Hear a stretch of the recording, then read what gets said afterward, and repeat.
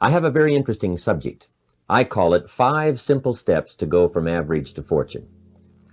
Let me give you this simple little talk. How to go from average to fortune. There's 5 simple steps.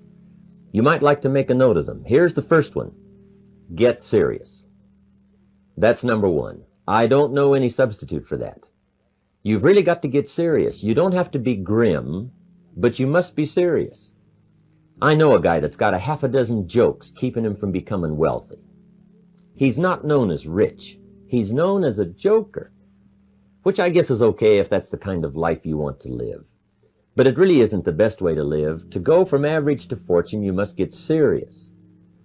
And you must get serious about 2 very important things. Number 1 is setting your goals and where you want to go.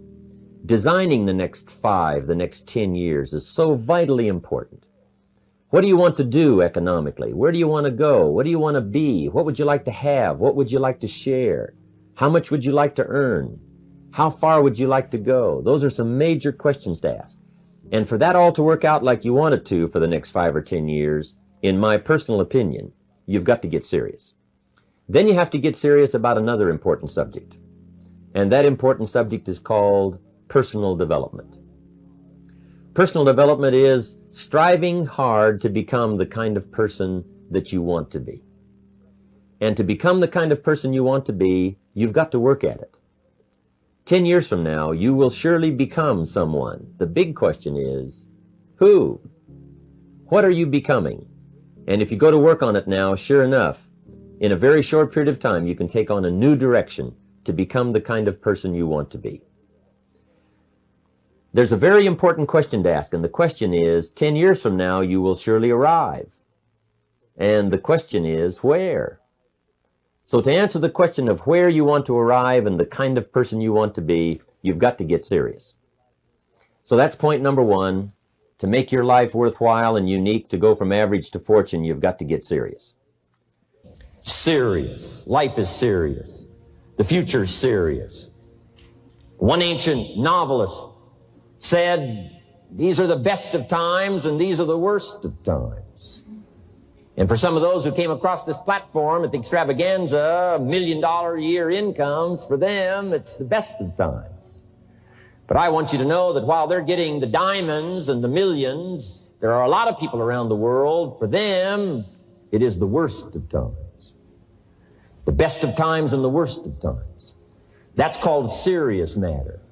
How come such a difference from those who can reach such incredible heights and those who haven't yet found the answers for their life and their health and their future? We just have to ponder that and let that give us a note of seriousness. It's serious whether you win or lose. It's serious whether you succeed or fail. It's serious whether you've got a good future carved out for yourself or you do not have. These are serious matters. Matters of the heart are serious. Matters of income are serious. Matters of supporting your family, serious. Are you serious? Why? We got a serious matter here to discuss. We haven't come with the latest 10 stories. We've come with a serious matter. And I want you to take on that serious tone. Now, the second point is get smart. To make your life work out worthwhile, you've got to have some ideas. You've got to have the information. So you've got to be smart. In fact, in this decade, you must be much smarter than you were in the last decade. You've got to read the books. You've got to come up with the information. When I have a chance to talk to the high school kids, that's the theme of my talk. Get smart. There's nothing worse than being stupid. And if you will read the books, learn from your experiences, do all the things that you possibly can to get the information, sure enough, you'll be wiser this year than you were last year. And I've got a few techniques that I teach in my seminar on how to get smarter, keeping a journal, going to the lectures, going to the seminars, listening to the sermons, picking up ideas from other people. You just must keep up this steady process of learning. Never cease your quest for knowledge. And that's one of the key points to go from average to fortune. Get smart. This is called the possibility for life change starts with education. Don't be lazy in learning. Don't be lazy in picking up the ideas. Don't be lazy in learning from your own experience. Learning is the beginning of wealth. Learning is the beginning of life change. Some people want to start with motivation, but you don't start with motivation. Somebody says, just motivate this guy, he'll be all right. The answer is no, probably not. If a guy's an idiot, you motivate him, now you got a motivated idiot. So education, get smart, don't miss the training class. You say, well, I've already been to one of those classes. I've already heard it. I got a good phrase for you to take home. That's no sign you got it. Just because you've listened to those millionaire tapes one time is no sign you've got it. I'm asking you to listen to them over and over and over. I'm asking you to dedicate yourself to a new level of learning. Study, learn, grow, change, develop. Never let it be said you didn't learn. Right? If you want to solve your problems, you got to learn. If you want to take advantage of an opportunity, you got to learn. Develop your own personal philosophy here. Philosophy, major determining factor in how your life works out. Each person's philosophy is like the set of the sail. The same wind blows on us all. The difference in where we arrive at the end of the week, at the end of the month, at the end of the year is not the wind that blows. But what's going to make the major difference? Each person's personal philosophy that sets a better sail, sets a better sail. So don't ask for a more favorable wind. That's like wishing something that's not going to occur. Don't ask for better seed and soil. All you got's what's available. Don't curse what you got. The key is to set a better sail and turn what you've got into the miracle of your future. Don't wish it was easier. Wish you were better. Don't wish for less problems. Wish for more skills. And that's the reason for coming here, spending a couple of days of intense effort, taking notes, rolling up your sleeves, going to work, commit yourself to learning so that you can get smarter for the days ahead.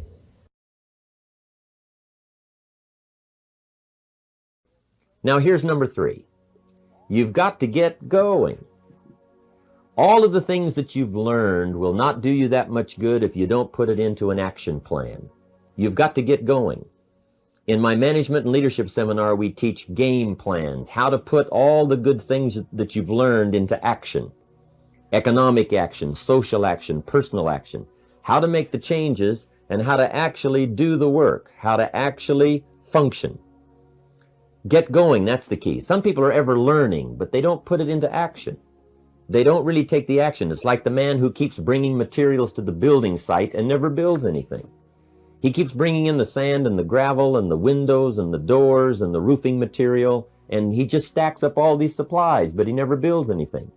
See, if you do that long enough, fairly soon they'll come and take you away.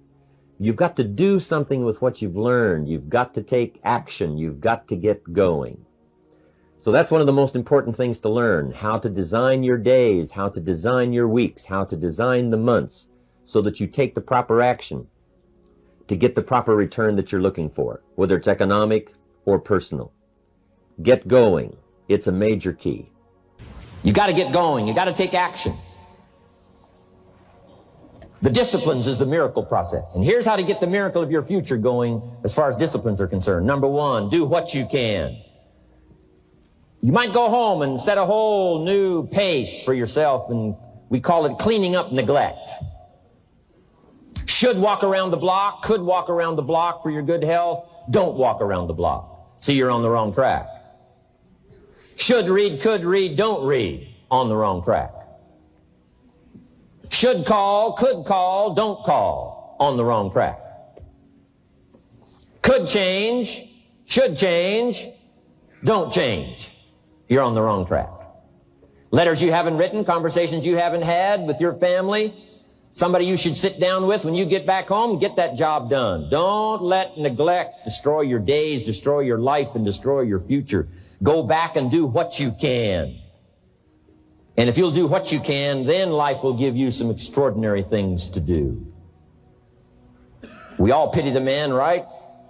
Wants to stride out of his house, go straighten out the corporation, has not yet straightened out his garage. You got to take care of the small disciplines before life will give you a chance to handle the more complicated disciplines. Good phrase to take home. All disciplines affect each other. In fact, here's a good philosophical phrase. If you hadn't thought of it before, here it is. Everything affects everything else. It's so easy to be casual and say, well, this doesn't matter. This doesn't matter. I'm telling you, everything matters.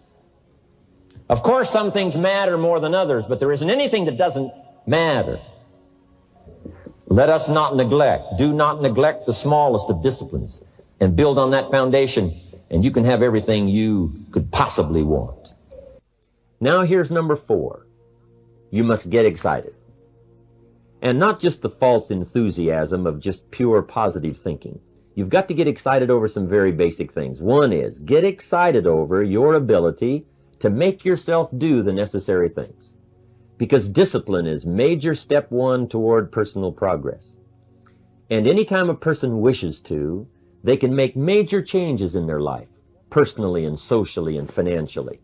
It doesn't ever have to be the same after today. No telling what you could do today if you really wish to.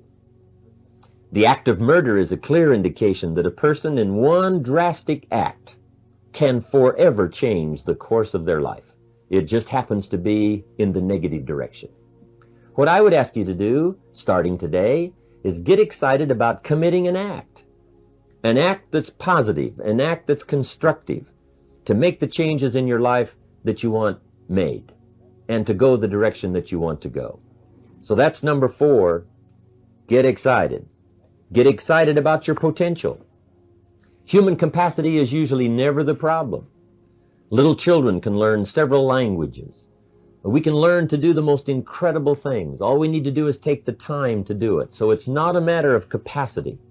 It's a matter of judgment. It's a matter of excitement. It's a matter of will. And it's a matter of wanting to bad enough.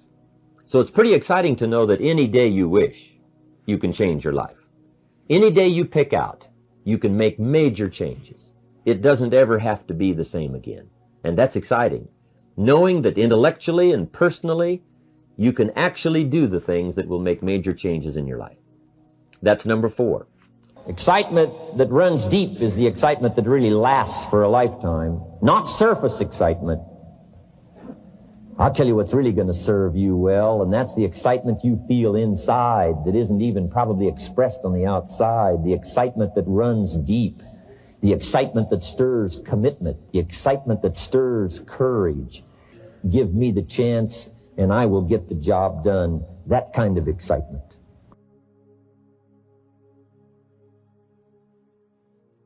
Here's number 5. Number 5 is get away. I have found, especially in the last 15, 20 years, that there's an important thing called life balance. You've got to learn to get away. You must learn to get away and be alone. Learn to get away and reflect. Learn to get away and learn how to live as well as how to earn. How sad it would be to learn how to earn well, but not learn how to live well. You must balance your life. We teach something, especially in my staff, I teach something called lifestyle. Lifestyle is how you learn to live your life. Some people have money, but they don't even know how to spend it. They have time, but they don't know how to spend it. Some people are successful, but they don't know how to spend their success. They don't know what to do with it. They don't get joy from it. Rather, they get animosity. A father takes $5, crushes it, and throws it at his son and says, if you need it that bad, take it.